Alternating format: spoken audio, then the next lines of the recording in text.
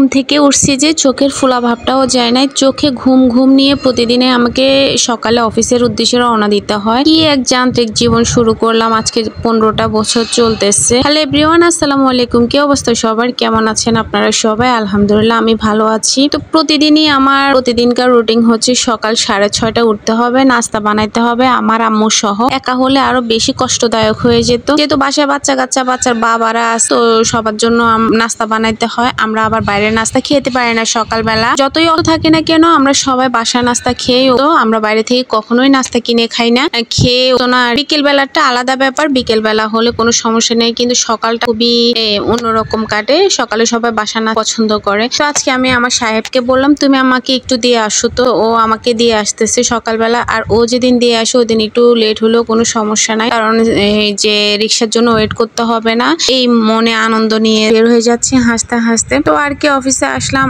আর আমার বড় বাচ্চাটা খুবই অসুস্থ, ওকে আজকে ডাক্তার দেখাবো। মনের অনেক টেনশন, বাচ্চাটার কাশি লেগেই থাকে, ঠান্ডার সমস্যা, সর্দি কাশি 12 মাসই থাকে। ও বাথরুমে গিয়ে পায়ে পানি পর্যন্ত লাগাইতে পারে না, তারপরে হচ্ছে যে 2 জগের বেশি পানি ও গায়ে দিতে পারে না, ওর এরকম মেজর সমস্যা হয়ে যাচ্ছে। আর রিসেন্ট একটা দাওয়াত খাওয়ার পরে ওর পেটে ব্যথা করতেছে, এটা নিয়ে আরো বেশি টেনশনে আছি। তো সন্ধ্যার দিকে হচ্ছে আমরা অফিস শেষ করে বাচ্চাকে নিয়ে আবার ডাক্তারের কাছে যাব। খুবই কষ্ট লাগতেছে, এতটা টায়ার্ড লাগতেছে। যখন বিকেলে অফিস থেকে ফিরি তখন আর একদমই কোনো কিছু এনার্জি কাজ করে না, যত যাই হয়ে যাক না কেন বের হইতে ইচ্ছে করে না, কিন্তু নিজের বাচ্চা কাকে দিয়ে পাঠাবো বলেন। এই জন্য হচ্ছে যে নিয়ে আসলাম। আর বাচ্চাগুলো চুল ফেলে দেওয়াতে মনে হচ্ছে যে আরো একদম মরা মরা লাগতেছে। তো এখানে ও বসতে পারতেছে না, কারণ ও খাওয়া দাওয়া একদমই খাচ্ছে না, এর পেটে খিদা, প্রচুর খিদা ওর, ও কিছুই খেতে পারতেছে না। তো এমনি খিদা আছে, আবার কিছু খেতেও চাচ্ছে না, এইরকম চলতেছে। ভাত না খাইলে যা হয় আর কি বাচ্চাদের। তো ওর বাবাকে বলতেছে ও বাইরে এসে কিছু খাবে, ওর বাবা খুঁজতেছে হাতে বানানো নাস্তা কোথায় আছে। তো এই ছোট্ট দোকানটাতে আসলো, ওরা আগেই চলে আসছে, আগে এসে খাওয়া দাওয়া করছে। পরে আমাকে কল দিল যে আসো, ডাক্তারের জন্য তো ওয়েট করতে করতে অনেক সময় হয়ে যাবে, একটু নাস্তা করে যাও। পরে আমিও আসলাম, আমি এখান থেকে একটা পুলি পিঠা খাইছি। পুলি পিঠাতে নারিকেল নেই বললেই চলে, তো